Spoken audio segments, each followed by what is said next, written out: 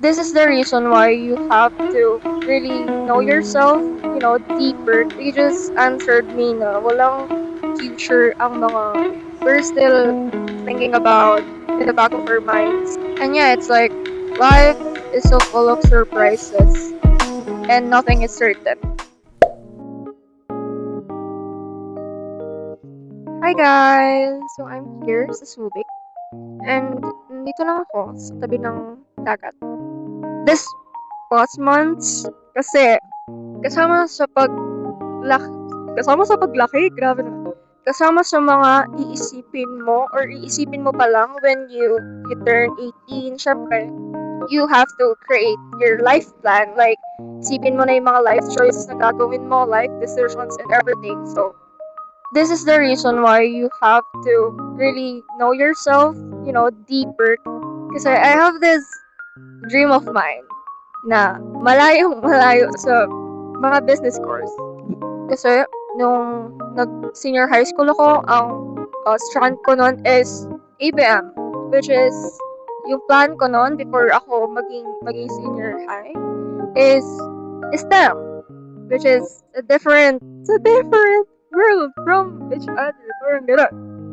And this is where my motto in life coming from. My dream course talaga is medtech, not accountancy. Sometimes life is just funny. Yeah. So napunta ako sa ABM, but ang gusto ko talagang course from the start, or if I had the privilege to take any program sa college, it would be the course for medical technologists, because one of my dream is to become a medtech. Yeah, pero life will surprise you in so many ways. And life redirected me sa path na to. But then lately, I'm thinking, magiging multo ko siya sa life, yung medtech. And so, I'm rethinking my life decisions. I posted sa isang group ng mga RMTs, like, I'm asking for advice. And then, they just answered me na walang future ang mga medical technologies here in the Philippines because, and it's given. You're here in the Philippines, so what would you expect? So, and now I'm torn between those two. Like, should I choose my dream course or should I choose that, in demand? Like,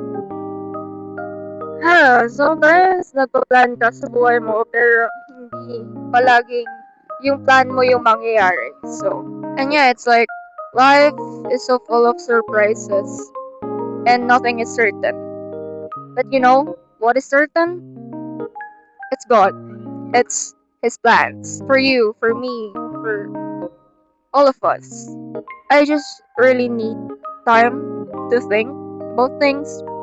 You just you just have to give yourself time to think about things na di mo dapat i-rush just because you feel rushed or you feel pressured. But then it's not too late to make a beautiful life. Or it's not too late to choose yourself. It's not too late to choose whatever, you want. Yung gusto mo talaga. Hindi yung just because other people, need mo ng validation ng ibang tao. You don't need other people's validation sa buhay mo. And yeah, life will give you many options. Whether you choose this path or whether you choose this or that, whether it's sa career, sa life, in life in general. And I'm not really this open. Right now, I'm hesitating if I will upload this video or, isasama ko yung mga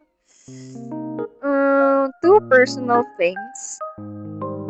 But I guess this video or this point of view from me will help you, inspire you, or make you realize something if you're going through the same thing or we have the same setups.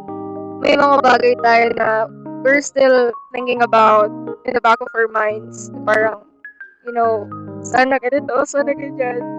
Maybe I just don't want to make the wrong decision. Like, lahat naman siguro tayo, we don't want to make the wrong decision. Pero, yung two paths na pwede kong piliin, which is magme-medtech pa ako or mag-CPA ako.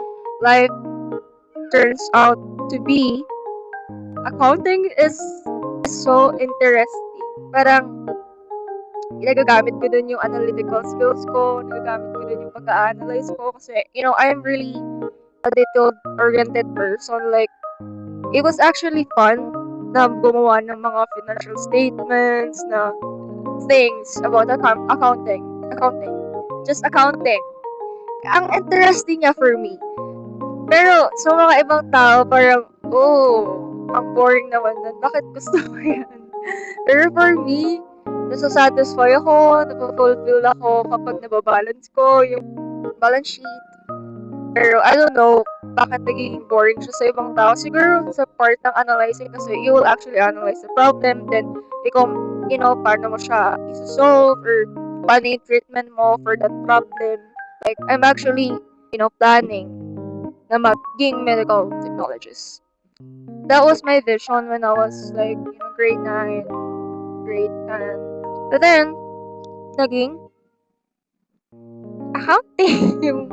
It's not that hindi ko malet go yung medtech, pero I'm just scared na maging multo ko siya. Parang, bakit ba pinapahirapan ko yung sarili ko? I can actually choose one and I will still be happy. I will still live. Mabubuhay pa rin naman ako, whatever I choose, So, yeah.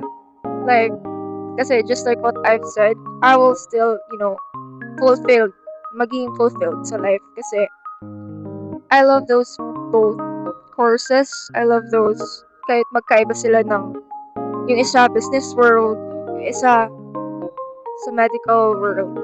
So, and may mga nag-a-advise sa akin na, okay, choose yung accountancy.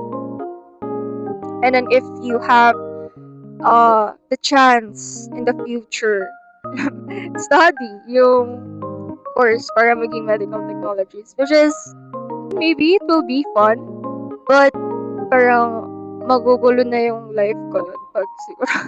Kasi business world tapos pumunta sa medical world. So, yeah. And I guess this is the end of the vlog, this video. I really had fun talking with you guys. Really, like, parang nailabas ko kung ano man yung kailangang ilabas ko.